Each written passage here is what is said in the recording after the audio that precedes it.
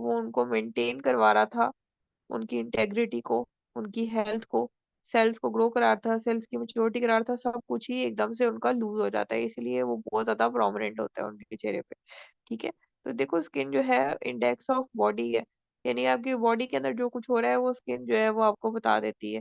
इसी तरह अगर आप देखो कि कोई बहुत अमीर इंसान है, या जो रिश्तेदार आप लोगों के बाहर के मुल्क रहते हैं, ऑलिव ऑयल में खाना बनाते हैं, अफोर्डेबिलिटी है, आप देखो उनकी स्किन चमक रही होती है। हमेशा आप ये नोट करोगे, पिगमेंटेशन नहीं होती है, उनको खारिश नहीं लगी होती। ठीक है। और अगर आप पुअर एरिया में जाओगे, छोटे छोटे बच्चे, पिट्रियासिस एल्बा, खुश्की, पापड़ नजर आएंगे आपको चेहरे पे, सफेद धब्बे नजर आएंगे, और खारिश हो रही होगी, पिगमेंटेशन के मार्क्स दिखेंगे। वो क्या है? वो हमारी डाइट में यही एसेंशियल फैटी एसिड्स, कोलेस्टेरॉल, ये चीजें नहीं है, स्किन केयर में सेरामाइड्स नहीं है। ठीक है। तो ये इन्फ्लेमेटरी एक्ने स्टार्ट हो सकती है। इसके अलावा क्या होता है? इरिटेशन होती है, इचिंग होती है, और क्या होता है फिर? पिगमेंटेशन होती है। ठीक है। ये सब प्रॉब्लम्स हो जाते हैं सिर्फ अप्रोप्रिएट हाइड्रेशन ना होने की वजह से। तो अपनी हाइड्रेशन को मेंटेन करवाता है। इसके अलावा बैरियर होम्योस्टेसिस से मुराद ये है कि स्किन का जो अपना मॉइस्चर बैरियर है, वो स्किन के नीचे और स्किन के ऊपर के एनवायरनमेंट को सेम नहीं होने देता। नीचे वाला एनवायरनमेंट जो है वो मेंटेन रहता है अकॉर्डिंग टू आवर बॉडी, जिसके अंदर सबसे इम्पोर्टेंट रोल हमारा ट्रांस एपिडर्मल वाटर लॉस को रोकना। And desquamation and plasticity. Desquamation होता है कि डेड स्किन सेल्स के उतरना। जैसे अगर आपका नेचुरल मॉइस्चराइजिंग फैक्टर जो है वो कम है, डीस्क्वेमेशन नहीं हो रही, तो डेड स्किन सेल वहीं के वहीं पड़े रहेंगे, वो उतरेंगे नहीं। जैसे एक दरख्त है, ऑटम में फिजा में आप देखते हो कि उसके सारे ब्राउन लीव्स उतर जाते हैं और उसकी जगह न्यू आते हैं। इसी तरह अल्लाह ताला ने हमारा एक निज़ाम बनाया है, हमारे स्किन सेल्स की एक एज है। आ नहीं पाते, जब वो आ नहीं पाते तो बैरियर फंक्शन ही मेंटेन नहीं होता।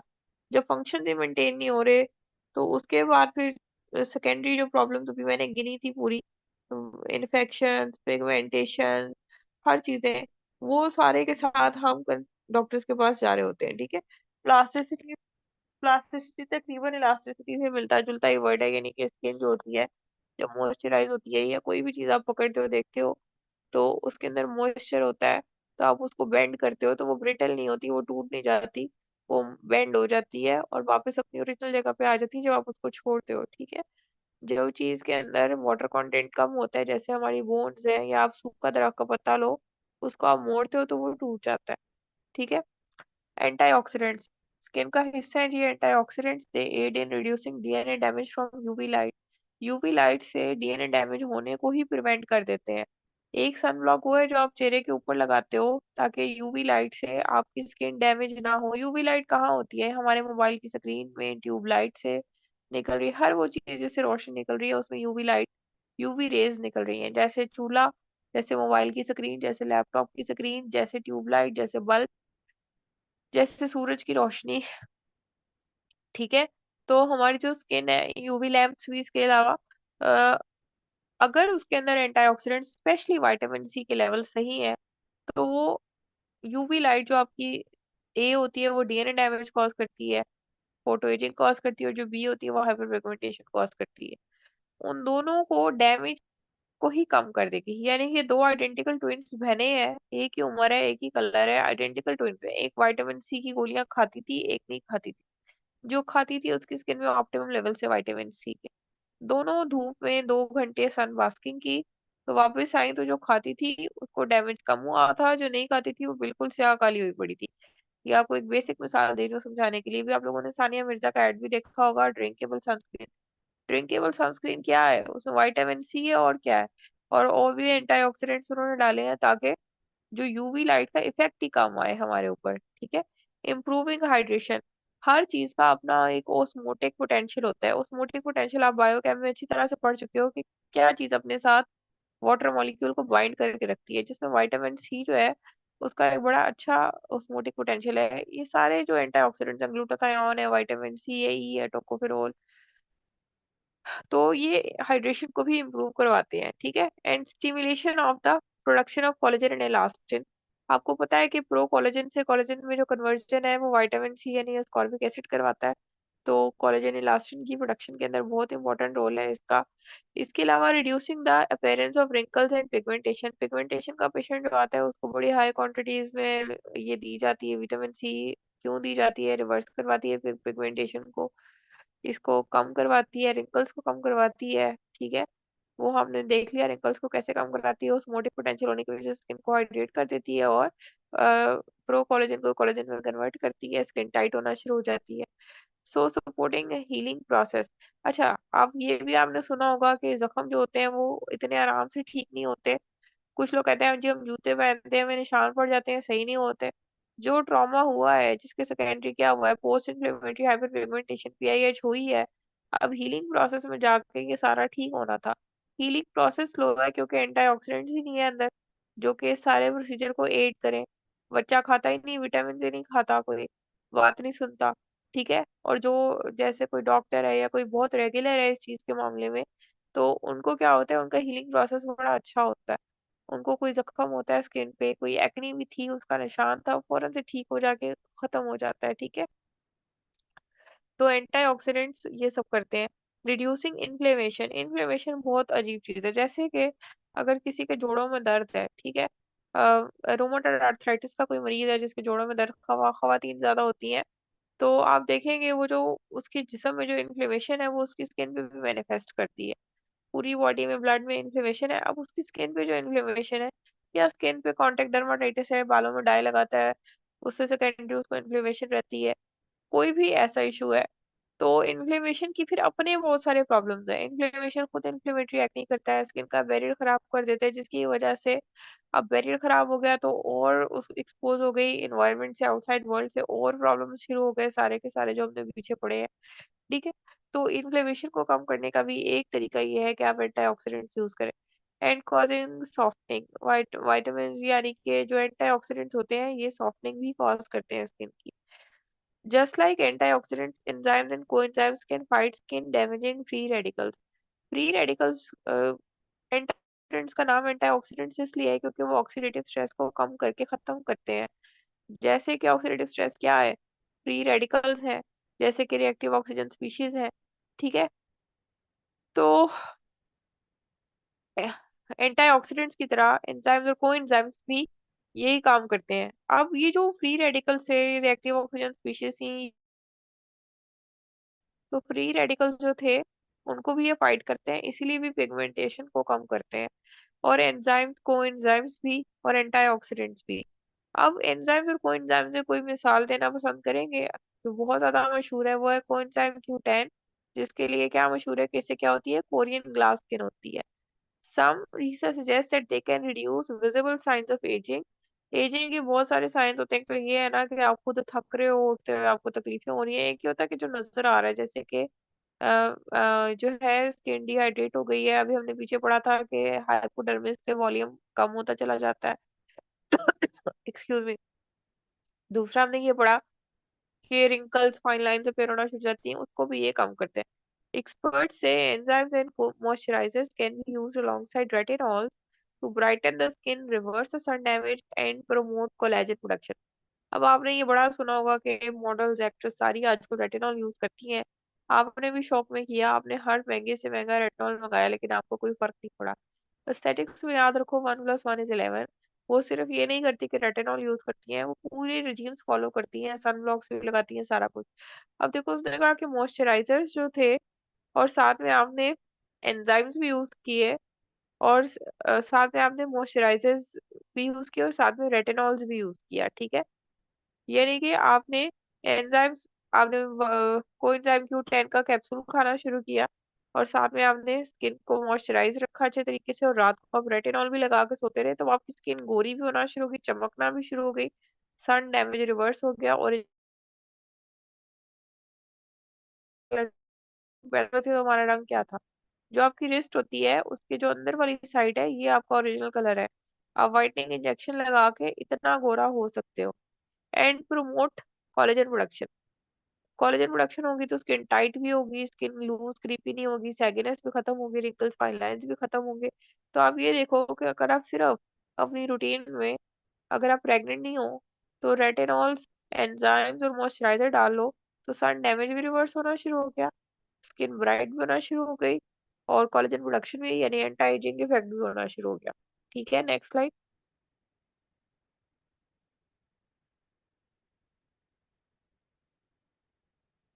अच्छा जी, कंपोनेंट ऑफ द स्किन के ऊपर आते हैं। फाइब्रोब्लास्ट, फाइब्रोब्लास्ट स्किन का एक कंपोनेंट है, ये एक सेल की टाइप है जो सिक्रीट करते हैं कोलेजन प्रोटीन्स को। ये बड़ी मजे की बात है कि कोलेजन जो है के फाइबर्स, उसके ऊपर फाइब्रोब्लास्ट बनते हैं और फाइब्रोब्लास्ट खुद कोलेजन सिक्रीट करते हैं। ये दोनों एक दूसरे को सपोर्ट करते हैं। फाइब्रोब्लास्ट सिर्फ कोलेजन सिक्रीट नहीं करते, इलास्टिन और हाइलुरोनिक एसिड भी करते हैं, that help maintain the structural framework of the tissues. They also play an important role in healing wounds. ठीक है। अब जो फाइब्रोब्लास्ट से इन्होंने क्या किया कि कोलेजन प्रोटीन से क्रिएट की। अब आप जब माइक्रो नीडलिंग करवाते हो तो डॉक्टर आपको कहता है कि 3 हफ्ते के बाद उसका रिजल्ट आएगा। 3 हफ्ते के बाद उसका रिजल्ट क्यों आएगा? जो आपने इंजरीज की, स्टेराइल इंजरीज की, वहां पे कीमोटैक्टिक फैक्टर्स रिलीज हुए जिन्होंने अपनी तरफ अट्रैक्ट किया किसको? प्रो इन्फ्लेमेटरी साइटोकाइंस और कीमोकाइन जो रिलीज, उन्होंने फाइब्रोब्लास्ट को, फाइब्रोब्लास्ट आए और एक्टिवेट होए और उन्होंने सिक्रीट करना है कोलेजन। कितने अरसे बाद? 3 हफ्ते बाद। इसीलिए डॉक्टर कहता है कि आपने जो माइक्रो नीडलिंग कराई है इसके 3 हफ्ते के बाद आपके रिजल्ट आना शुरू होंगे। ठीक है। तो that help maintain the structural framework of the tissues. देखो, जो कोलेजन है वो हमारी पूरी बॉडी के अंदर है, हमारी ब्लड वेसल्स की वॉल्स वही बना रहा है, बोन्स का स्ट्रक्चरल फ्रेमवर्क बना रहा है, लेकिन स्किन में बहुत ज्यादा है। स्किन में जो सबसे ज्यादा क्वांटिटी है वो टाइप 1 की है। ठीक है। अब जितना ज्यादा कोलेजन होगा, स्किन उतनी टाइट, प्लम, यंग होगी, हाइड्रेटेड भी होगी। कोलेजन के साथ मॉलिक्यूल होता है ग्लाइकोसामाइनो ग्लाइकेन्स का, उसके साथ वाटर मॉलिक्यूल होता है। अब आप अगली चीज ये देखो कि बाल हमारे, जिस तरह केराटिन आप करवा के आते हो तो कितने सिल्की शाइनी स्मूथ हो जाते हैं, इसी तरह कोलेजन प्रोटीन जितनी ज्यादा होंगी उतना ज्यादा आपकी स्किन भी रिवर्स एजिंग होगी और अच्छी होगी। They play an important role in healing wound, और फाइब्रोब्लास्ट का वूंड हीलिंग के अंदर बड़ा इंपॉर्टेंट रोल है। अब ये जो हम जब माइक्रो नीडलिंग करते हैं तो हम वुंड्स ही तो क्रिएट करते हैं, और हम क्या करते हैं? ठीक है। माइक्रो नीडलिंग का भी आगे पूरा टॉपिक है। Hyaluronic acid makes your skin flexible. जब आप हाइलुरोनिक एसिड सीरम ही रोज लगाना शुरू होते हो तो आप देखते हो कि आपकी स्किन बड़ी फ्लेक्सिबल सी हो गई है, दिल करता है गालों से कुछ चीकू करते रहे। ठीक है। It helps the skin stretch, flex, reduces wrinkles and lines. अल्लाह की तरफ से नेचुरली हमारी स्किन के अंदर हाइलुरोनिक एसिड है, मगर हमारे बैरियर खराब होता है, हम मॉइस्चराइज नहीं करते अपने आप को, हम अपना सन ब्लॉक्स यूज नहीं करते, हम कुछ भी फॉलो नहीं करते, तो हमारी स्किन उससे डिप्लीट भी होती रहती है। Hyaluronic acid is also proven to help wounds heal faster and can reduce scarring. Scarring जो है उसके लिए, जो आप कभी भी आप बाजार से जाके जेल्स खरीदते होते हो, जैसे बैप्स कार्ड जेल है, तो आप देखते हो कि उसका बड़ा इंपॉर्टेंट कंपोनेंट हाइलुरोनिक एसिड होता है, जरूर होता है। स्कारिंग को फिर ये कम करता है और वुंड्स हील फास्टर। वुंड्स क्यों हील फास्ट होते हैं? हाइलुरोनिक एसिड में क्या जादू है? इसलिए क्योंकि ये एक ह्यूमेक्टेंट है, ये अपने साथ वाटर मॉलिक्यूल्स को अटैच करके वहां पे रिटेन करवाता है। और जो डिटॉक्स रिएक्शंस हैं वो किस में होते हैं? वो एक्वस मीडियम में होते हैं। ठीक है। तो एक्वस मीडियम के अंदर वुंड्स फास्टर हील होंगे। Collagen's main role is to provide structure, strength and support throughout your body. ये हम पढ़ चुके हैं, इंक्लूडिंग द स्किन, बोन्स में, वेसल्स में, हर जगह। Collagen specific role include helping fibroblast form in your dermis. Fibroblast collagen को बनाने में रोल प्ले करते हैं, और फाइब्रोब्लास्ट कोलेजन को सिक्रीट करते हैं, और कोलेजन फाइब्रोब्लास्ट को बनाता है। ठीक है, दोनों एक दूसरे को बना रहे हैं। Middle layer of the skin which helps new cells grow, playing a role in replacing the dead skin cells. Elastin is the main component of elastic fibers, which provide stretch, recoil, and elasticity to the skin. Stretch, recall और elasticity आपको कैसे समझ आएगी? आप एक 70 साल की औरत की गाल खींचे तो वापस अपनी जगह पे नहीं जाती है, और अगर आप एक 3 साल के बच्चे की जोर से खींचे तो फौरन वापस अपनी जगह पे जाती है, कोई डैमेज नहीं होता। इलास्टिन जितना ज्यादा होता है स्किन उतनी टाइट होती है। अगर आप ये जो इलास्टिक अब यूज करते हैं ट्राउजर्स वगैरह में जो आप बाजार से लाते हैं, अगर आप 10-12 उसके फाइबर्स हाथ में पकड़े और खींचे तो आपसे नहीं खींचा जाएगा। अगर आप एक खींचेंगे तो आराम से खींचेगा। यानी इलास्टिन जितना कम होता है उतना जो है चीज डी शेप हो जाती है, और जितना ज्यादा होता है उतनी स्किन टाइट, या वो चीज जो है वो टाइट होती है। ठीक है, नेक्स्ट स्लाइड। अच्छा जी, जो ये स्लाइड है ये आपको देखने में एक बहुत सिंपल सी डायग्राम लग रही है, मगर ये बहुत ही इंपॉर्टेंट है। एस्थेटिक क्लिनिक और डर्मेटोलॉजी में क्या फर्क है? एस्थेटिक क्लिनिक में पेशेंट अपनी कंडीशंस लेके आता है, जिसके साथ उसने पूरी ज़िंदगी रहना होता है। जैसे जिसकी ड्राई स्किन है, उसकी पूरी ज़िंदगी ड्राई स्किन ही रहनी है, जिसको आपने मैनेज करना है, ठीक है? यानी डर्मेटोलॉजी वो ब्रांच है जिसमें आपने बीमारी जो थी जल्द की उसको ट्रीट करना है, ठीक है? लेकिन यहाँ पर आपके पास जो पेशेंट अपनी कंडीशंस लेकर आता है, जो जेनेटिक होती हैं, आपने उनको मैनेज करना है, ठीक है? जैसे कि किसी की स्किन ड्राई है, जैसे कि किसी को एजिंग हो रही है, जो कि होनी ही है, आपने उसको मैनेज करना है।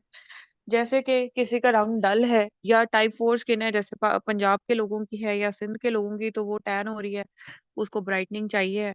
जैसे कि एक्नी, जब भी इंसान अपनी हाइजीन की मेंटेनेंस नहीं रखेगा या किसी वजह से उसके ग्लैंड्स ओवर एक्टिव हो जाएँगे, ज़्यादा मसाले खाने की वजह से या स्ट्रेस की वजह से, तो उसको एक्नी हो जाएगी। ये वो चीज़ें हैं जो लाइफ लॉन्ग चलती हैं। ये वो नहीं है कि आप कोई इन्फेक्शन है जिसको आपने दवाई दी और वो ठीक हो गई। ये कहने को एक छोटी-सी डायग्राम है, अब हम इधर आ जाते हैं। मॉइस्चराइज़िंग के लिए देखें जो टॉप इंग्रीडिएंट है वो हमारे पास सिकोलिन है। मॉइस्चराइज़िंग सिर्फ़ हमें ड्राई स्किन में नहीं चाहिए होती है। अभी हम आगे हाइड्रा फेशियल पढ़ेंगे तो हाइड्रा फेशियल की जो सीपीडीयू के गाइडलाइंस हैं वो हमें ये कहती हैं कि हाइड्रा फेशियल के बाद आपने हाइलुरोनिक एसिड सीरम और इसके अलावा 2% एचएस सीरम और साथ में सनब्लॉक और साथ में आपने जेंटल फेस वॉश देना होता है, ठीक है?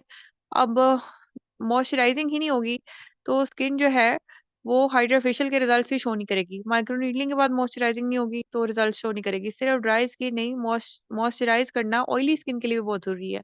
जो ऑयली स्किन है, वो ऑयल इसलिए एक्स्ट्रा प्रोड्यूस कर रही होती है क्योंकि उसके अंदर मॉइस्चर कम होता है। तो मॉइस्चर को कंपनसेट करने के लिए, कम मॉइस्चर को के साथ अकोमोडेट करने के लिए वो ऑयल ज़्यादा प्रोड्यूस करती है कि जो बैरियर है वो ऊपर ज़्यादा स्ट्रॉन्ग हो ऑयल का। जिसकी वजह से जो हमारे अंदर थोड़ा बहुत मॉइस्चर है वो रिटेन रहे, वो इवेपोरेट ना हो, ट्रांस एपिडर्मल वाटर लॉस ना हो, ठीक है? अब क्या है कि वो इतना ज़्यादा ऑयल प्रोड्यूस होता है, वो पोर्स को क्लॉग कर जाता है, फिर सुपर इम्पोज़ हो जाती है बैक्टीरियल इन्फेक्शन, फिर एक्नी हो जाती है, फिर एक्नी के साथ एक्नी स्कारिंग हो जाती है, तो एक कांस्टेंट प्रॉब्लम है।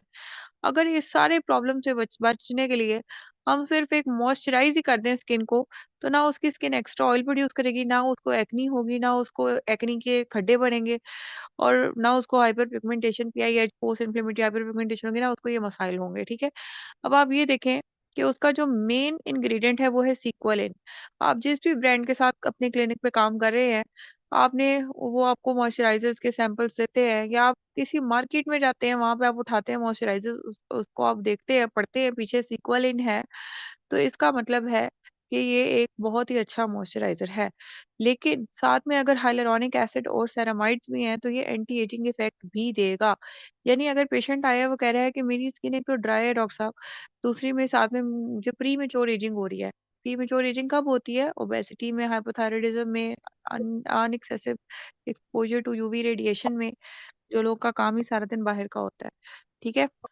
अब क्या हुआ कि सिक्वलिन, हाइलुरोनिक एसिड, सेरामाइड्स, इसमें परसेंटेजेस बड़ी इंपॉर्टेंट होती हैं। जैसे मैंने भी बताया, हाइलुरोनिक एसिड आपने ऑर्डिनरी का 5-6 हज़ार रुपए का सीरम भी लिया होगा।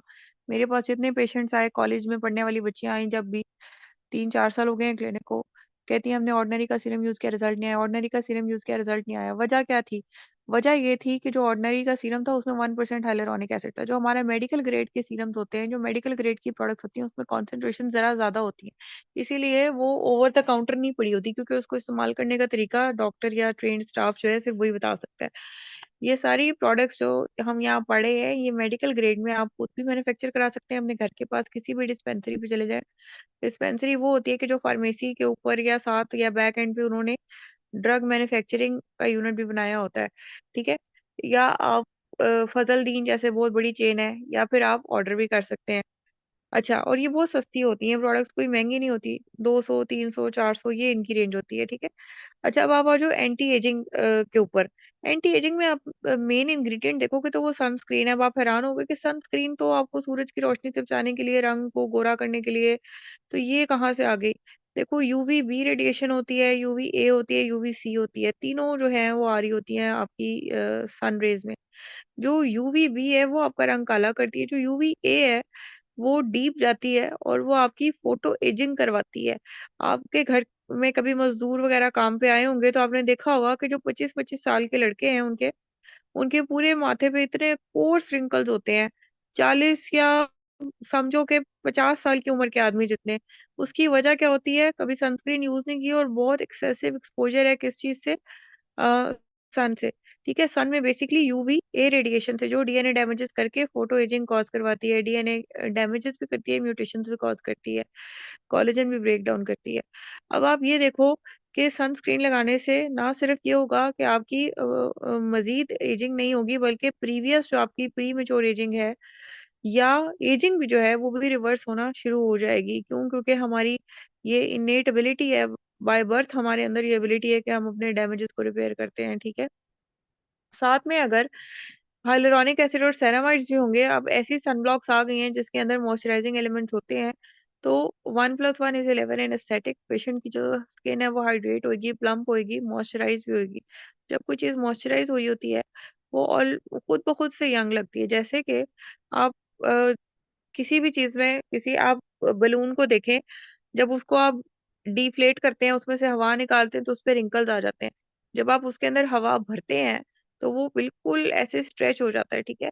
तो किसी भी चीज़ को जब आप मॉइस्चर देते हैं, तो वो प्लम्प हो जाती है। जैसे कोई ग्रीन नया लीफ होता है, जो फ्रेश होता है, वो फुल प्लम्प होता है।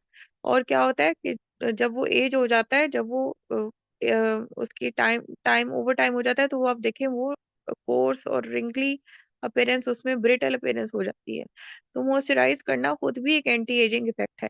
अब आप साथ देखें विटामिन सी के बारे में आपको कल बताया था, प्रो कोलेजन को कन्वर्ट करता है किसमें? कोलेजन में। यानी कि आप कोलेजन की क्रीम्स लगाते रहते हो, आपको कोई रिज़ल्ट्स नहीं आते। आप कोलेजन की ड्रिप्स भी लगवाते हो, आपको कोई रिज़ल्ट्स नहीं आते। तो विटामिन सी जब तक नहीं होगा और आप ये गौर करोगे साथ में कि कोलेजन की जितनी ड्रिप्स आप लगाते हो उस पे साथ विटामिन सी मस्ट एडेड होता है। आप कोलेजन ड्रिप मंगवाते हो ऊपर लिखा होता है कोलेजन प्लस विटामिन सी, ठीक है? तो विटामिन सी प्रो कोलेजन को कोलेजन में कन्वर्ट करता है जो उसकी एक्टिव फॉर्म है।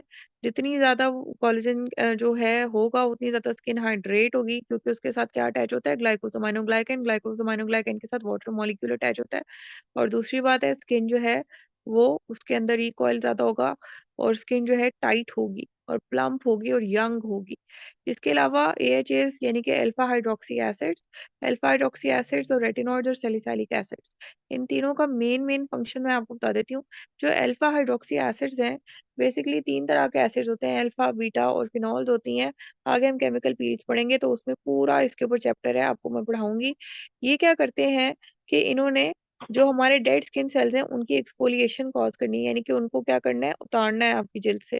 जिनकी एज हो चुकी है, जिनका जो टाइम है वो पूरा हो चुका है। टाइम कितना होता है? 28 दिन, ठीक है? अच्छा जी। अब क्या हुआ कि जो रेटिनॉल्स हैं, ये भी एक्सफोलिएटिंग ही होते हैं। ये ओल्ड सेल्स को उतार देते हैं आपकी स्किन से और न्यू सेल्स को सरफेस पे लेकर आते हैं और जो न्यू सेल्स ज़्यादा से ज़्यादा बनते हैं, न्यू सेल्स एक्टिव होते हैं, एफिशिएंट होते हैं, इफेक्टिव होते हैं, ठीक है? और सैलिसिलिक एसिड जो है, ऑल्दो ये भी एएचएस वाला काम करता है कि आपकी केमिकल एक्सफोलिएशन कॉज़ करता है, लेकिन साथ-साथ ये एंटी इन्फ्लेमेटरी है, ठीक है? तो आप ये देखो कि अगर आप ये सारी चीज़ें मिला दोगे, जैसे कि तो जो अगर आप सोचो कि आप एंटी एजिंग के लिए आपके पास पेशेंट आया है और आप ओपीडी में उसको सनब्लॉक लिख दो, उसको मॉइस्चराइज़र्स दे दो, जिसमें हाइलुरोनिक एसिड, सेरामाइड, सिकोलिन हो, विटामिन सी ओरल दे दो या ड्रिप्स लगा दो और उसको आप केमिकल पीलिंग करते रहो। रात को उसको सोने के लिए रेटिनॉल लिख दो और सैलिसिलिक एसिड तो पील्स में ही आ जाता है या सैलिसिलिक एसिड 10% की क्रीम भी मिल जाती है। तो आप सोचो कि उसको मैक्सिमल एंटी एजिंग इफेक्ट आएगा। अब आपने यहाँ पे बहुत सारी चीज़ें पढ़ ली कि आपने स्किन को मॉइस्चराइज़ किन इंग्रीडिएंट से करना है और एंटी एजिंग इफेक्ट कैसे देना है। बहुत से पेशेंट आपके पास अपनी स्किन केयर प्रोडक्ट्स लेकर आएँगे, जिसमें क्या होगा कि आपको बताएँगे कि हम यूज़ करेंगे ठीक है कि नहीं। आप उसके जैसे ही इंग्रीडिएंट्स पढ़ोगे, आपको समझ आ जाएगा कि ये ठीक है कि नहीं है। अच्छा, अब एक्ने जो है बहुत बड़ा कंसर्न होता है। देखो, जब आप कभी भी गर्मी में जाओगे, शदीद गर्मी में तो आपको पसीना आएगा, ठीक है? अनलेस एंड अनटिल कि कोई आपको डिज़ीज़ हो के आपके जो हैं स्वेट ग्लैंड्स काम ही नहीं करते। इसी तरह जब भी आपके आपके oil glands, sebaceous glands over active होंगे, जब भी आपके स्किन के अंदर इन्फ्लेमेशन चल रही होगी, इम्यूनिटी वीक होगी, जब भी आपका एक्सपोज़र बहुत ज़्यादा होगा आउटसाइड वर्ल्ड के साथ, तो आपको एक्ने जो है वो दोबारा से हो सकती है। इस दुनिया में कोई ऐसा तरीका नहीं है कि जिससे मैं कह दूँ कि एक्ने को मैंने एलिमिनेट कर दिया ज़िंदगी भर के लिए, अब मुझे कभी पिंपल नहीं निकल सकता, ठीक है? बॉडी एक्ने, फेस एक्ने, इसमें जब भी आपके पास पेशेंट आएगा तो फर्स्ट लाइन में जो आपके पास ड्रग है वो बेंजाइल पेरोक्साइड बहुत आसानी से बीपीओ क्रीम के नाम से मिल जाती है। ओवर द काउंटर भी मिलती है, लेकिन जो डॉक्टर्स के पास होती है उसमें कम से कम जितनी परसेंटेज ऊपर लिखी होती है वही होती है, 10% बीपीओ क्रीम, वो वेरी चीप। अगर आपने साथ में उसको नाइसिनामाइड जेल दे दी, आपने नाइसिनामाइड सीरम का नाम सुना होगा और आप में से तकरीबन 40-50% ने यूज़ भी किया होगा और आपने कहा होगा कि हमें तो उसमें कोई भी रिज़ल्ट नहीं मिला। इसलिए क्योंकि वो सिर्फ़ 5% होती है, जो ऑर्डिनरी का आप सीरम यूज़ करते हो। अब इसमें जेल्स आ गई हैं, तो देखो एक चीज़ को हम यूज़ ही एंटी एक्ने कर रहे हैं, तो वो ऑयल बेस्ड होनी नहीं चाहिए क्योंकि एक्ने के जो पेशेंट है, ज़्यादातर केसेज़ में उनमें ऑयल प्रोडक्शन वैसे ही ज़्यादा हो रही है, ठीक है? तो नाइसिनामाइड जेल यूज़ करेंगे और एज़ेलिक एसिड। एज़ेलिक एसिड जो है, ये हम दोनों चीज़ों के लिए करते हैं, सिस्टिक एक्ने के लिए भी करते हैं, पोस्ट इन्फ्लेमेटरी हाइपर पिगमेंटेशन के लिए भी करते हैं, थोड़ी-सी इचिंग कॉज़ करता है, मगरिब के बाद यूज़ करें। और अल्टरनेट नाइट्स भी यूज़ करें, मॉइस्चराइज़र मिक्स करके यूज़ करें। इसके अलावा एएचएज़, रेटिनॉइड्स और सैलिसिलिक एसिड। अब आप देखो एक पेशेंट आया अपना एक्ने का ट्रीटमेंट करने और हमने जो था ये अगर सारा कुछ ही दे रहे हैं तो उसको साथ में एंटी एजिंग इफेक्ट भी आना शुरू हो गया और उसको ब्राइटनिंग भी आना शुरू हो गया। अब ब्राइटनिंग वो चीज़ है जिसकी तकरीबन हर किसी को ज़रूरत है, ठीक है? और ख़ास तौर से अगर पेशेंट ने आपको आके कहा कि सर मुझे इस वक़्त एक्ने का इश्यू है, बहुत एक्टिव एक्ने चल रही है और साथ में मुझे क्या हो रहा है, प्रीमेच्योर एजिंग भी हो रही है, फिर तो आपको पता चल गया ना आपने किस तरफ अपना ट्रीटमेंट जो है वो रीडायरेक्ट करना है, ठीक है? और अगर वो कह रहे हैं मुझे एक्ने का इश्यू है, 18 इयर्स का स्टूडेंट आ गया आपके पास, लेकिन साथ में मेरी कॉम्प्लेक्शन बहुत डार्क हो गई है, हमें कॉलेज में सारा दिन धूप में एक्सपोज़र है, तो आपने एक्ने को भी ट्रीट करना है और आप ब्राइटनिंग भी, तो आपको पता है आपने किस तरफ को जाना है। अब आप ये देखो ब्राइटनिंग में नाइसिनामाइड और एज़ेलिक एसिड आप साथ दे दोगे, एएचएज़, रेटिनॉइड्स और सैलिसिलिक एसिड भी। इन सब चीज़ों को कैसे इस्तेमाल करना है, ये जो हमारा जब कोर्स खत्म होगा आप इसके ऊपर प्रोफिशिएंट होगे। आँखें बंद करके आप प्रिस्क्रिप्शन लिख सकते हो, ठीक है? परेशान नहीं होना। उसके बाद आप देखो ब्राइटनिंग के लिए जो आपके पास पेशेंट्स आएँगे, जो 99% आपके पेशेंट्स होंगे, उसमें आपने हाइड्रोक्विनोन और कोजिक एसिड इनकी कॉम्बिनेशन क्रीम्स मिल जाती हैं, 2% होता है, 4% भी हाइड्रोक्विनोन होता है और कोजिक एसिड तो मस्ट है व्हाइटनिंग सब क्रीम्स में। अब मसला ये होता है कि ब्राइटनिंग वाला जो पेशेंट होता है उसको साथ में ये भी प्रॉब्लम होती है, जो इतना ब्यूटी कॉन्शियस होता है, उसको एंटी एजिंग हमेशा चाहिए होती है इफ़ेक्ट, ठीक है? अक्सर ब्राइड्स आएँगी आपके पास और इस तरह से, तो vitamin C, HAs, retinoid, salicylic acid आपको ऑलरेडी पता है और अगर साथ में उसको एक्ने का इश्यू भी है, तो नाइसिनामाइड और ज़ैलिक एसिड। फ़र्ज़ करो उसको ना एंटी एजिंग चाहिए, ना उसको एक्ने फाइटिंग प्रॉब्लम है, ना उसको ड्राई स्किन का प्रॉब्लम है, उसको सिर्फ ब्राइटनिंग ही ब्राइटनिंग चाहिए। तो आप देखो ब्राइटनिंग में आपके पास कितने ऑप्शंस आ गए, हाइड्रोक्विनोन आ गया, कोजिक एसिड आ गया, विटामिन सी आ गया, एचएज़ है, रेटिनॉइड्स है, सैलिसिलिक एसिड है, नाइसिनामाइड है, एज़ेलिक एसिड। ठीक है? आप 1 से 2 प्रोडक्ट से स्टार्ट करते हो और फिर चीज़ों को ऐड ऑन करते जाते हो या चीज़ों को अल्टरनेट करते जाते हो। ठीक है? हाइड्रोक्विनोन क्रीम आपने स्टार्ट करा दी, उसको रात को सोते वक़्त 2% और साथ में आपने उसको हर 3 हफ्ते बाद बुला लिया केमिकल पील के लिए एएचएस बेस्ड पील आपने कर दी और आपने ओरल उसको विटामिन सी खाने को दे दी। वो तकरीबन उसने 1 महीना ये सब कुछ किया और अगले महीने फ़ॉलो-अप पे आया तो उसने कहा कि मुझे काफ़ी फ़र्क पड़ गया है। तो अब आप उसको शिफ्ट कर देंगे हाइड्रोक्विनोन से किस चीज़ पे कर देंगे, नाइसिनामाइड जेल पे कर दें, ठीक है? तो इस तरह से आपके पास ये बहुत सारे ऑप्शंस आपके ज़हन में होंगे तो आप ओपीडी को मैनेज कर सकोगे। एस्थेटिक्स ओपीडी की बात हो रही है, डर्मेटोलॉजी की बात यहाँ पे नहीं हो रही है। ये वो 4 कंडीशन हैं जिसको आपने एस्थेटिक्स में डील करना है, ठीक है? नेक्स्ट स्लाइड कीजिए। अच्छा जी, ये जो स्किन केयर इन एंशिएंट टाइम्स है, ये बढ़ाने का मकसद क्या है कि पेशेंट्स आपके पास आके कहते हैं कि हमने मुँह पे नींबू लगाया, ये लगाया, उससे मैं ठीक हो जाता हूँ। आपको पता होना चाहिए कि वो क्या काम करते हैं, उसमें क्या एक्टिव इंग्रीडिएंट है। In ancient times, the skincare product market was very different from what we know today. Most skincare products were made using natural ingredients found in the local environment. Here are some examples of skincare products that we use in ancient times. Ancient Chinese ये करते थे, variety of natural ingredients use करते थे to create skincare products. They use rice powder as a natural exfoliant. Rice powder को आप चेहरे पे मलोगे तो जाहिर सी बात है कि रगड़ खा के डेड स्किन सेल्स तो उतरेंगे। तो आज भी आप देखते हैं बी&बी राइस किट और हमेशा आप कोई भी एक्सफोलिएंट उठाते हो तो या उस पे एप्रिकॉट बना होता है या उस पे राइस बने होते हैं। Green tea as an antioxidant आज की दुनिया में भी लोग ग्रीन टी के यूज टी बैग्स आंखों पे रखते हैं बिकॉज उसमें एंटीऑक्सीडेंट्स होते हैं डार्क सर्कल के ट्रीटमेंट के लिए। Ginseng to rejuvenate the skin, कभी भी किसी के रिलेटिव्स बाहर जाते हैं तो बड़ी महंगी महंगी जिनसेंग की क्रीम्स जो है वो मंगवाते हैं लोग वहां से। इसकी सप्लीमेंट भी मिलता है, इसकी जड़ी बूटी भी मिलती है।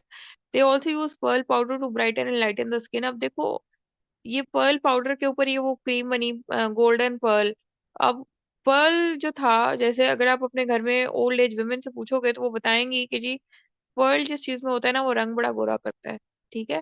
तो ओरिजिनली तो जो फ्रेश वाटर पर्ल्स थे वो ये यूज करते थे, ब्राइटनिंग ब्राइटनिंग भी करते थे, स्किन को लाइटन भी करते थे। बहुत एलिट्स जो लोग थे वो, उनका काम ही यही था इसको यूज करना। लेकिन अब इसको फेक इसी नाम को यूज करके गोल्डन गर्ल जैसी क्रीमें, गोल्डन पर्ल जैसी क्रीमें बना के, तो वो जो है लोगों की स्किन में क्या कॉज किया है, स्टीरॉइड्स ने क्या कॉज किया है, एपिडर्मल एट्रोफी। ठीक है। तो अब आपको ये समझ आ गया कि अगर आपके पास पेशेंट आता है कि मैं राइस पाउडर यूज करता हूँ एज एन एक्सफोलिएंट, ठीक है, तो मेरी स्किन बड़ी अच्छी हो जाती है। तो आपको समझ आ गया कि वो क्या करता है, एक्सफोलिएशन कॉज करता है। ये नहीं करता कि उसके अंदर कोई मैजिकल कुछ चीज है कि जो आपकी उसको रंग को गोरा कर रही है। तो आप उसको ये समझा सकते हो कि ये एक एक्सफोलिएंट ही है। इसमें फिजिकल एक्सफोलिएंट है जिसको हम रिप्लेस करेंगे किससे, केमिकल एक्सफोलिएंट से। पेशेंट के साथ कंप्लेन ये भी होती है कि जब मैं करता हूँ गोरी हो जाती है, कुछ अरसे बाद मेरी स्किन हार्ड होना शुरू हो जाती है। फिजिकल एक्सफोलिएशन जो होती है वो आपकी स्किन को हार्ड करती है, रफ करती है, डैमेज करती है। ठीक है। अच्छा, green tea as an antioxidant patient बताएगा कि मैं जब भी मेरे डार्क सर्कल्स हैं डॉक्टर साहब और मैं ग्रीन टी बैग जब यूज करता हूँ तो ये सही होना शुरू हो जाते हैं। तो यू कैन गाइड हिम कि उसमें एंटीऑक्सीडेंट्स होते हैं जिसकी वजह से आपका ऑक्सीडेटिव जो स्ट्रेस है, जो आपके फ्री रेडिकल्स हैं वो न्यूट्रलाइज होते हैं और आपको एंटी ऑक्सीडेंट इफेक्ट मिलता है, आपका फेयरनेस की तरफ चला जाता है। ठीक है। और जिनसेंग के बारे में भी आप बता सकते हैं कि पेशेंट कहेगा कि मैं जिनसेंग यूज कर लूं, उसका क्या फायदा है, आपको पता होना चाहिए आपने क्या जवाब देना है कि वो रिजुविनेशन कॉज करती है। ठीक है। और पर्ल, उसमें आपने पेशेंट को गाइड करना है कि हर चीज के ऊपर जो पर्ल लिखा हुआ है इसका ये मतलब नहीं कि उसके अंदर असल पर्ल्स हैं। ठीक है। Next slide. एंशियंट इजिप्शियंस क्या करते थे, Egyptians use a variety of natural ingredients to create skin care products. ठीक है। They use honey as a moisturiser. अब कुछ लोग आपको आपके कहेंगे कि डॉक्टर साहब मैं मुझे एक्नी है और जब मैं मॉइस्चराइजर, जब मैं हनी अपने चेहरे पे मास्क लगाता हूँ, मैंने देखा था यूट्यूब पे ऐड, इस तरह से करने से होम टू घर घर के जो होते हैं होम रेमेडीज वो करने से सही हो जाती है एक्नी, तो मेरा स्किन सही हो जाती है। तो आप क्या करेंगे, गाइड करेंगे कि बेसिकली आपकी स्किन में मॉइस्चर लैक करता है और हनी क्या है, एक मॉइस्चराइजर है। जब आप लगाते हो तो आपका जब मॉइस्चर रिप्लेनिश होता है तो आपकी एक्नी जो है वो सप्रेस हो जाती है क्योंकि ओवर प्रोडक्शन ऑफ ऑयल जो है वो रुक जाती है। ठीक है। Milk to soothe and nourish the skin, milk में बेसिकली मैग्नीशियम होता है, उससे थोड़ी सी सूदिंग इफेक्ट आता है। आप लोगों ने सुना होगा क्वींस जो थी वो क्या करती थी, वो मिल्क बाथ्स लिया करती थी। ठीक है। And aloe vera to treat burns. अब बर्न्स होते हैं जो सुपरफिशियल बर्न्स है उन पे एलोवेरा काम करता है, जो डीप बर्न्स होते हैं उनको एलोवेरा बल्कि खराब करता है। तो आपने ये भी सुना होगा कि लोग कहते हैं हम धूप से आते हैं तो चेहरे पे एलोवेरा लगाते हैं हमें सुकून मिल जाता है। तो सुपरफिशियल जो बर्न्स है उनको ये वाकई में ट्रीट करता है। और स्किन इरिटेशन को भी ट्रीट करता है, खासतौर से जो लोग जेनेटिकली HLA-DR1 पॉजिटिव हैं, जिनको एलर्जीज हैं। They also use essential oils like frankincense and myra to scent their skincare products. अब ये frankincense और myra ये बहुत इनकी जो, अगर आप कॉस्ट निकालो ना पर लीटर तो मिलियंस ऑफ रुपीज में है। तो इस ओरिजिनल प्रोडक्ट्स यूज करने के बजाय लोग क्या करना शुरू हो गए, फेक जो थी सेंट्स डालना शुरू हो गए स्किन केयर में। पेशेंट कहता है कि मैंने तो ये चीज ली हुई है, ये तो बड़ी महंगी, इसमें बड़ी अच्छी खुशबू है। तो फ्रेग्रेंसेस जो होती हैं वो स्किन के लिए इरिटेंट्स के तौर पे एक्ट करती हैं, वो बल्कि आपकी स्किन को खराब करती हैं। अगर आप बहुत बड़ी शॉप्स पे जाओगे, बॉडी शॉप और इस तरह से, तो महंगी जो चीजें हैं उसमें बल्कि आप हैरान होगे कि उसमें इन्होंने परफ्यूम्स क्यों नहीं डाले, फ्रेग्रेंसेस क्यों नहीं डाली, क्योंकि एसेंशियल ऑयल्स वैसे ही बहुत महंगे हैं और उसके जो एसेंशियल ऑयल के अलावा जो चीजें होती है वो क्या है, फेक जो चीजें होती हैं जो लैब मेड होती हैं, वो स्किन के लिए इरिटेंट्स है। ठीक है। अब यहाँ पे आपको समझ आ गया कि आपने, पेशेंट अगर बताएगा कि हनी यूज करता है तो वो मॉइस्चराइजिंग इफेक्ट के लिए होता है, मिल्क कहते हैं मुझे सुकून आ जाता है, तो मिल्क जो है वो सूदिंग और नरिशिंग इफेक्ट देता है। और एलोवेरा सिर्फ सुपरफिशियल बर्न्स को और इरिटेशन को ठीक करता है। और इसके अलावा ये जो एसेंशियल ऑयल्स हैं ये बहुत महंगे होते हैं। अगर पेशेंट कहता है कि उस प्रोडक्ट में यूज करता हूँ, आप उसको स्मेल करो, उसमें खुशबू है तो आप उसको स्ट्रेट फॉरवर्ड मना कर दें कि आपने ये चीज़ यूज़ नहीं करनी, ठीक है? एंशिएंट ग्रीक्स और Romans, the Greeks and Romans used a variety of natural ingredients to create skincare products. They used olive oil as a moisturizer. आपके बहुत से पेशेंट्स हैं होंगे वो कहेंगे कि मैं जो हूँ ये अफोर्ड नहीं कर सकता स्किन केयर या ये और वो। ऑलिव ऑयल की पेनिट्रेशन जो होती है वो स्किन में बहुत अच्छी होती है। तो आप उसे कहें कुछ भी नहीं कर सकते, 2 कतरे ऑलिव ऑयल लेके लगा लो। बहुत से पेशेंट्स कॉन्शियस होते हैं कि पता नहीं केमिकल्स है मेरी स्किन को खराब तो नहीं करेंगे या क्या है, तो उससे के ऑलिव ऑयल के ऊपर तो सबको ट्रस्ट होता ही है, तो वो यूज़ कर सकता है। Honey as a natural exfoliant, Honey जो है आपने देखा ही हुआ है बहुत विस्कस होता है। थिक सा होता है, तो वो ना सिर्फ ये कि आपको हाइड्रेट करता है स्किन को, जब आप उसको लगाते हो चेहरे पे फिर उसको आप मलते हो और उतारते हो, तो वो फिजिकल एक्सफोलिएशन भी कॉज़ करता है। और क्ले जिसको मुल्तानी मिट्टी कहते हैं, clean and detoxify the skin. Patient आपको ये भी बताएँगे कि जब भी हम मुल्तानी मिट्टी का मास्क लगाते हैं, हमारा चेहरा चमकना शुरू हो जाता है। उसमें आपकी डिटॉक्सिफिकेशन होती है और क्लीनिंग होती है। They also used herbs like chamomile and lavender to soothe and heal the skin. Chamomile और लेवेंडर बहुत मशहूर है। आज भी कैमोमाइल जो है स्प्रेज, कैमोमाइल ऑयल्स और कैमोमाइल जो है ये सेंट्स यूज की जाती है। टी खास तौर से जो सबसे इम्पोर्टेंट है वो टी है, कैमोमाइल टी, बल्कि वो इंसोम्निया के ट्रीटमेंट में यूज की जाती है। और जो लेवेंडर है, लेवेंडर के भी स्प्रेज और सब चीजें परफ्यूम्स यूज किए जाते हैं। इंसोम्निया के पेशेंट में तकिए के ऊपर भी स्प्रे किया जाता है इस चीज को।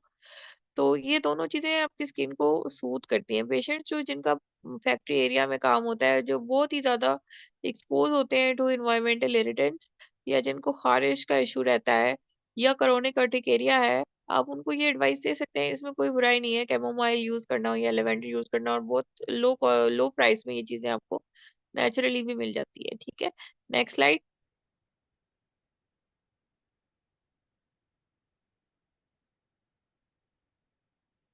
The skincare product market has evolved significantly in recent years, with many modern time में हम पढ़ें many modern innovations that have changed the way we care for our skin. Here are some examples of modern innovation. The skincare product market, advanced formulations आ गई हैं अब. Skincare product markets use advanced formulations that target specific skin concerns like acne, wrinkles, and dark spots. जैसे अभी हमने niacinamide के बारे में पढ़ा था, वो ब्राइटनिंग कॉज करता है। अब हमने ये देखा कि चेहरे पे लगा रहे थे पर्ल पाउडर या कुछ भी, तो उससे आपके डार्क स्पॉट कम हो रहे थे। लैब में हमने आइसोलेट किया कि अंदर क्या केमिकल था जो ये कर रहा था, तो पता चला जी उसके अंदर नाइसिनामाइड था। एक मिसाल दे रही हूँ, तो उसी का कॉन्सेंट्रेट बना लिया, और वो जो हमारी फोर्टिफाइड प्रोडक्ट है वो हमारी एडवांस फॉर्मुलेशन है। ठीक है? तो formulation use powerful ingredients like retinol, hyaluronic and vitamin C to deliver visible results. ठीक है? ग्रीन केमिस्ट्री क्या है? Green chemistry, development of green chemistry has led to the creation of safer and more sustainable ingredients and formulation. ठीक है? देखो, एक तो चीज सेफ होनी चाहिए। जैसे अब रेटिनॉल जब आप यूज करते हो, प्रेगनेंसी से 6 महीने पहले आपको छोड़ना होता है। ठीक है? वो तो एक नेचुरल बात है, लेकिन कोई भी चीज ऐसी ना हो कि जो आपको या आपके फीटस को, या मेल्स भी हैं तो उनकी किडनी को, लिवर को किसी भी तरह से डैमेज करे। ठीक है? और सस्टेनेबल भी हो, यानी कि रिसाइकलेबल भी हो। एनवायरनमेंट में जब वो डिग्रेड हो, तो उसके बाद वो रिसाइकल हो जाए। Green chemistry use principles of sustainability and environmental responsibility to design chemicals and processes that are safe for people and planet. ठीक है? ये ना हो कि वो डेंजरस हो इंसान के लिए, या इंसान के लिए तो ठीक हो लेकिन एनवायरनमेंट के लिए डेंजरस हो। ये ग्रीन केमिस्ट्री का जो स्टैम्प है ये आपको नजर आएगी अक्सर अच्छी क्वालिटी की प्रोडक्ट्स के ऊपर। फिर आ गया sustainable practices. Companies are adopting sustainable practices such as reducing water usage and waste in their manufacturing processes to reduce their environmental impact. आप जब देखते हो कोई बहुत अच्छी क्वालिटी की चीज़ है, या कोई बाहर से कोई लाया हुआ कोई क्रीम लोशन आपको दिखाता है, तो उस पे लिखा होता है मैन्युफैक्चर्ड वाया सस्टेनेबल प्रैक्टिसेस, कि हमने प्रोडक्ट को बनाने के लिए फ्रेश वाटर, आपको पता है दुनिया के सारे पानी में से 1% फ्रेश वाटर है। और कितने लोग हैं आज भी जो कि पानी भरने के लिए बड़ी परेशानी में होते हैं हमारे अपने मुल्क में, बड़े शहरों में, क्वेटा वगैरह की बात कर रही हूँ। ठीक है? तो आप देखो कि अगर आपकी जो प्रोडक्ट है वो सस्टेनेबल प्रैक्टिसेस से बनी हुई है, तो आपका जो कस्टमर होता है वो उसको बाय करने में बहुत अच्छा फील करता है, और आपकी कंपनी जो है वो एक रिस्पॉन्सिबल कंपनी समझी जाती है। तो जो भी चीज़ कस्टमर की जो थॉट है वो ये भी होती है कि जो चीज़ सस्टेनेबल प्रैक्टिसेस से बनाई गई है, यानी उन्होंने इतना सोचा है कि वाटर वेस्टेज ना हो, स्पिलेज ना हो वेस्ट की, और तो उसने अंदर क्वालिटी ऑफ इंग्रेडिएंट्स भी अच्छी रखी होगी। ठीक है। तो बहुत सी प्रोडक्ट्स के आप ऊपर देखेंगे कि मैन्युफैक्चर्ड बाय सस्टेनेबल प्रैक्टिसेस। तो ये बहुत ज़रूरी है आपके लिए भी देखना और अपने पेशेंट को गाइड भी करना। हाई-टेक डिवाइसेज़ आ गई हैं आजकल, जो कि क्या करती हैं, स्किन के devices like LED light therapy, micro current devices and facial cleaning businesses are now widely available for at home use. These devices use advanced technology to improve skin texture and appearance. ठीक है? Advance technology to improve skin texture and appearance. अब आप ये देखो कि ये जो acne है जैसे, उसके लिए हम एलईडी लाइट्स के साथ बगैर किसी एंटीबायोटिक के, बगैर किसी मेडिसिन के हम उसको ट्रीट कर लेते हैं। माइक्रो करंट जो डिवाइसेज़ हैं वो भी खास तौर से सिस्टिक एक्ने के लिए बड़ी ही इफ़ेक्टिव है। और जो फेशियल क्लीनिंग ब्रशेज़ हैं ये वो डीप क्लीनिंग कर देते हैं और आपको हाथ से घंटा-घंटा मसाज जो करना पड़ता था वो नहीं करवाना पड़ता है, ठीक है? तो ये सारा कुछ होम यूज़ के लिए अवेलेबल है, जैसे एस्थेटिक क्लिनिक्स में भी होता है और अगर आप समझ लें उसको तो होम यूज़ कर सकते हैं। इन हाई-टेक डिवाइसेज़ के आने से आपकी जो है, बहुत सी प्रोडक्ट्स जो हैं उनका यूज़ कम हो गया है और रिजल्ट्स जो हैं वो एम्प्लीफाई हो गए। Personalized skincare with the help of artificial intelligence and machine learning algorithms, it is now possible to create personalized skincare routines based on individual skin concerns, lifestyle factors, and genetics. And customization ensures that every person gets a unique skincare routine that works for them. अच्छा जी, अब एक इंसान है उसको SPF 60 अगर doctor advice करता है और वो उसे कहता है हर 2 घंटे बाद 2 उँगलियाँ भर के तुमने चेहरे पे लगानी है, जो कि उसका असल तरीका है। तो बताएँ वो कॉलेज के अंदर बैठा है या ऑफ़िस में बैठा है, वो ऐसे कैसे कर सकता है कि हर 2 घंटे के बाद उठे, मुँह धोए और अपनी 2 फिंगर्स भर के सनब्लॉक ले और अपने चेहरे पे लगाए। ये इम्पॉसिबल है। या कोई भी है बहुत ज़्यादा टैन है और आपने देखा स्मोकर भी है, ऑक्सीडेटिव स्ट्रेस भी उसकी बॉडी में ज़्यादा है, तो आप उसको क्या करेंगे? आप उसको ऐसी सनब्लॉक देंगे जो कि स्ट्रॉन्ग भी हो, एसपीएफ भी ज़्यादा हो और इसके अलावा उसके अंदर ग्लूटाथायोन भी एडेड हो। ग्लूटाथायोन, या किसी की ड्राई स्किन है तो आप उसको मॉइस्चराइजिंग सनब्लॉक दे देंगे। या कोई फीमेल है जो मेकअप नहीं करना चाहती तो आप उसको टिंटेड सनब्लॉक दे देंगे। हर प्रोडक्ट को आपने पेशेंट के प्रोफेशन के मुताबिक कस्टमाइज़ करना है। क्रिकेटर्स ये जो क्रिकेट ग्राउंड में खेल रहे होते हैं, जो उन्होंने व्हाइट सी चेहरे पे लगाई होती है, वो एसपीएफ 140 होती है, 140, ठीक है? तो ये आपने हर जो आपका पेशेंट है उसकी लाइफस्टाइल के मुताबिक, एक खातून है वो घर रहती है, उसकी अफोर्डेबिलिटी कम है, वो एसपीएफ 60 भी जो है वो हर 2 घंटे बाद लगा सकती है, उसको कोई मसला नहीं है, लेकिन वो महँगी सनब्लॉक सपोर्ट नहीं कर सकती है, ठीक है? तो उसको आप वही दे देंगे। तो जो उसकी रूटीन है, जो उसकी वो है पेशेंट का ऑक्यूपेशन है उसके मुताबिक चलना है, वरना आपकी ही मार्केट खराब है। आप उसको कहोगे यार 2 घंटे बाद सनब्लॉक लगाओ, वो कहेगा मैं ऑफिस में बैठा हूँ, मैं उठ के किधर से जाऊँ और क्या करूँ, ठीक है? Biotechnology is being used to create innovative skin care ingredients that are sustainable and effective, जैसे कि बोटॉक्स बायोटेक्नोलॉजी से बनता है। जैसे आपके इंसुलिन बनती थी, इसी तरह बोटॉक्स बनता है, फिलर्स बड़े जबरदस्त सब बन रहे हैं। इससे ये होगा कि चीज़ सस्टेनेबल भी है, इफेक्टिव भी है। बोtulinum टॉक्सिन जो हम बैक्टीरिया से आइसोलेट करते थे, वही हमने उसको पीसीआर मेथड से बनाया और फिर हमने उसको प्रिजर्व कर लिया।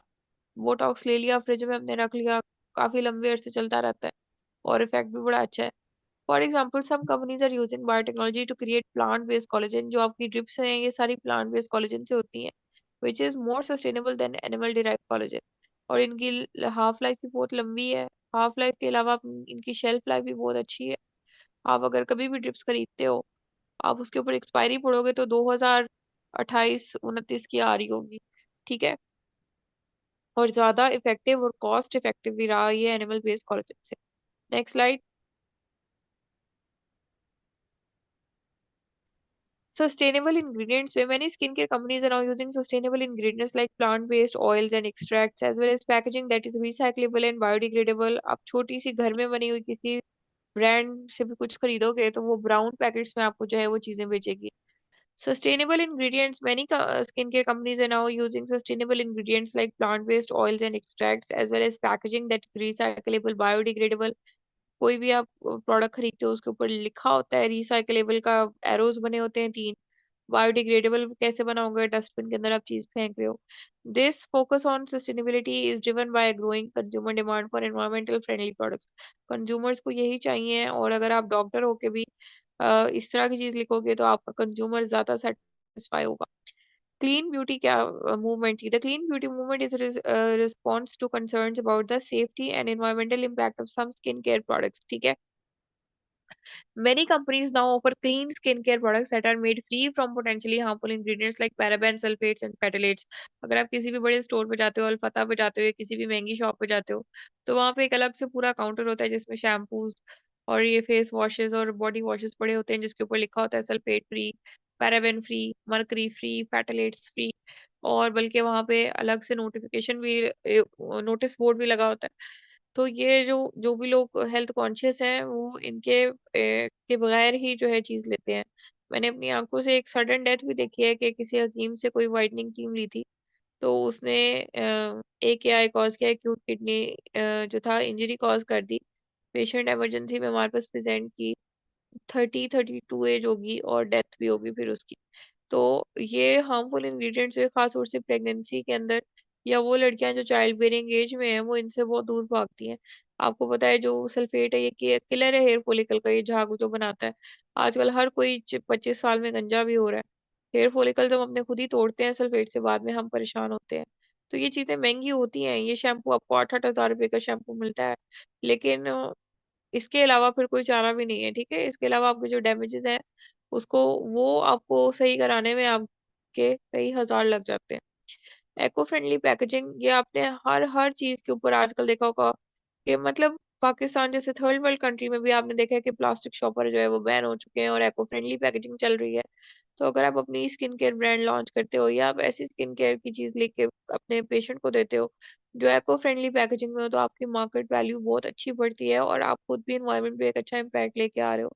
Many skincare companies are now using eco-friendly packaging such as recyclable और biodegradable materials to reduce their environmental impact। ठीक है, environment के अंदर चीज के ऊपर लिखा होता है बायोडिग्रेडेबल, रिसाइकलेबल, ताकि environment को खराब ना करे। Next slide. अच्छा, कंक्लूजन ये है कि skin care product market is a growing industry. आप लोग एस्थेटिक्स में जो आए हो तो आपको ये बात पता होनी चाहिए कि आपका हर कोई पेशेंट है, डार्क सर्कल हर किसी के हैं, हाइपर पिगमेंटेशन हर इंसान को है। कभी भी आपका लॉस नहीं होने लगा अनलेस एंड अनटिल आप लोग खुद अपना लॉस करवाना चाहो। That is projected to continue expanding in the coming years, और ये दिन ब दिन काम बढ़ता ही चला जा रहा है क्योंकि अवेयरनेस बहुत बढ़ गई है। Factors such as increasing awareness of personal grooming, और ये पर्सनल ग्रूमिंग ज्यादा आपके जो क्लाइंट्स आएंगे, पेशेंट्स आएंगे, वो यूट्यूबर्स, टिकटॉकर्स होंगे क्योंकि उनके फेस की जॉब्स हैं, उन्होंने अपना चेहरा ही तो दिखाना है, बाल दिखाने हैं। तो अगर वही ठीक नहीं दिखेगा तो उनकी अर्निंग इफेक्ट होती है। तो पर्सनल ग्रूमिंग का ओवरऑल ट्रेंड माशरे में बढ़ गया है। And the desire for healthy youthful looking skin, especially जिन लड़कियों की शादी होने वाली होती है, are driving the demand for skin care products. और आप ये देखो कि आज से 5-7 साल पहले हर खातून जो थी वो ब्लीच करा रही होती थी। अब आप देखोगे जो भी पढ़े लिखे लोग हैं वो ब्लीचिंग और पॉलिशर नहीं करा रहे होते, वो वाइटनिंग इंजेक्शन और एस्थेटिक क्लिनिक्स पे जाके अपनी स्किन को नेचुरली, ताकि वो कहीं भी जाएं तो वो बगैर मेकअप के जाएं तो बगैर मेकअप के ही उनकी स्किन ग्लो करे, ठीक है? Additionally, rising disposable incomes and changing consumer preferences for natural and organic products are contributing to the growth of the industry। ये इंडस्ट्री सिर्फ और सिर्फ ग्रोथ की तरफ जा रही है, और इसमें आप जितना जो है अच्छे रिजल्ट्स दोगे विदाउट साइड इफेक्ट्स, उतना ज्यादा आपका पेशेंट बनेगा। अच्छे results without side effect natural और ऑर्गेनिक प्रोडक्ट से ही आते हैं, जैसे ग्लूटाथायोन। पहले क्या हमारे माशरे में चल रहा था? ब्लीच। ब्लीच क्या थी? हाइपोक्लोराइड से, और ज्यादा करने से क्या होता था? वही थिनिंग होना शुरू की थी एपिडेमिस की। और क्या चल रहा था? Golden pearl cream. उसके अंदर क्या था? स्टीरॉइड्स, मर्करीज थे। वो क्या कर रहा था? वो एपिडर्मल एट्रोफी कर रहा था। उसके बाद पेशेंट हमारे पास किसके साथ आना शुरू हो गए? ओक्रोनोसिस के साथ और बड़े प्रॉब्लम्स के साथ। चेहरा काला हो गया बिल्कुल ही। तो अब फिर उन्होंने लोगों ने शिफ्ट किया ग्लूटाथायोन की तरफ, एंटीऑक्सीडेंट्स की तरफ, सन ब्लॉक्स की तरफ। तो उनको अच्छे रिजल्ट्स मिले। और अगर आप भी अपनी मेल प्रैक्टिस शुरू करेंगे अपने क्लिनिक पे जल्दी रिजल्ट देने के लिए उल्टी सीधी चीज लिख देंगे, तो बल्कि आपकी जो है वो प्रैक्टिस खराब होगी। पेशेंट 4 साल बाद भी वापस आके आपसे लड़ेगा कि आपने दिया था तो मेरा खराब हो गया, ठीक है? नेक्स्ट स्लाइड करें। Next slide. अच्छा, ये देखो मॉर्निंग में सुबह क्लींजर, क्लींजर जो होता है फेशियल रोलर से, क्लींजर का मतलब ये नहीं होता कि आपने पूरा एक अलग से वो जैसे ब्यूटी सलोन में होता है आपने क्लींजर क्लीनिंग करना शुरू कर दी। इससे मुराद है चेहरा धोना, जिसमें जेंटल क्लींजर को हम हमेशा प्रेफर करते हैं ताकि हमारी स्किन को केमिकल डैमेज भी ना हो, ठीक है। तो जेंटल क्लींजर आप लोगों को मैं ब्रांड भी बता दूंगी, पिक्चर्स भी भेजूंगी। तो जेंटल क्लींजर सबसे इम्पोर्टेंट है। उसके बाद टोनर, टोनर को इस्तेमाल करते हुए आप लोग जब भी लेते होगे आप परेशान होते होगे, वो गिर जाता है, बिल्कुल लिक्विड होता है। टोनर का क्या मतलब होता है? टोनर वो होता है जैसे हमें स्किन को टोन करना है। टोन क्या चीज होती है? टोन होता है नॉर्मलाइज करना, यानी कि आपकी पीएच ये बफर के तौर पे ही काम करता है। अगर आपकी पीएच जो है बहुत एसिडिक है तो उसको नॉर्मलाइज करके एल्कलाइन की तरफ लेके जाएगा। अगर एल्कलाइन है तो उसको एसिडिक की तरफ लेके आएगा। आपकी स्किन की पीएच को ये बेसिकली मेंटेन करता है। पीएच सही होगी तो आपके जो स्किन की सरफेस पे लिपिड्स थे वो अपना एक नॉर्मल हालत, फिजिकल फॉर्म मेंटेन करेंगे और फिर वो अपना फंक्शन भी परफॉर्म कर सकेंगे, ठीक है। फिर आप देखो कि सीरम, सीरम जो है वो आप सबसे पहले लगाते हो। अच्छा, कभी ये भी सोचते हो कि गर्मी के अंदर ये सब चीजें करना मुश्किल होता है, खड़े होना टाइम, तो इसमें हम हमेशा जो है हैंड हेल्ड फैन यूज करते हैं, तो हम ये पूरी स्किन केयर कर सकते हैं। सीरम के जो, अगर कोई खातून है बियर्ड नहीं है या मेल है बियर्ड नहीं है, तो 3 ड्रॉप्स ऑफ सीरम मैक्सिमम होते हैं। एवरेज होती है 2 to 4 ड्रॉप्स, जो कि पूरे चेहरे, गर्दन और बैक ऑफ द हैंड्स के लिए, ठीक है। यानी कि अगर आप एक 30 ml का सीरम लेते हो तो वो आपके पूरे 3 महीने निकालता है अगर आप वंस डेली यूज करते हो। तो 2 to 4 ड्रॉप्स इसकी रेंज है और एवरेज 3 ड्रॉप्स हो गया। लेकिन जैसे कुछ मर्द होते हैं उनकी बियर्ड होती है तो उसमें 2 ड्रॉप्स ही काफी है, ठीक है। और eye cream, eye cream basically strong sunblock होती है क्योंकि skin over the eyes is very thin और ज्यादा प्रोन होती है टू डैमेजेस। तो आई क्रीम बेसिकली एक स्ट्रॉन्ग सनब्लॉक ही है। फिर आपने पूरे चेहरे पे मॉइस्चराइजर लगाया। मॉइस्चराइजर जो है वो इतना भर ना दें पाकिस्तान जैसे मुल्क में कि आपका मुंह ऑयली हो जाए। ऑयल फ्री मॉइस्चराइजर एक तो यूज करें, पहली बात। दूसरी बात यह है एक मटर के दाने जितना काफी है, क्योंकि आप बहुत सारी चीजें अप्लाई कर रहे हो। और सनब्लॉक की जो क्वांटिटी है सनस्क्रीन की, वो 2 फिंगर्स लेंथ जितनी होती है। कि मैं यहाँ पे लेक्चर एंड करी हूँ, ठीक है। ओके, जो कुछ सवाल है वो आप ग्रुप में पूछें।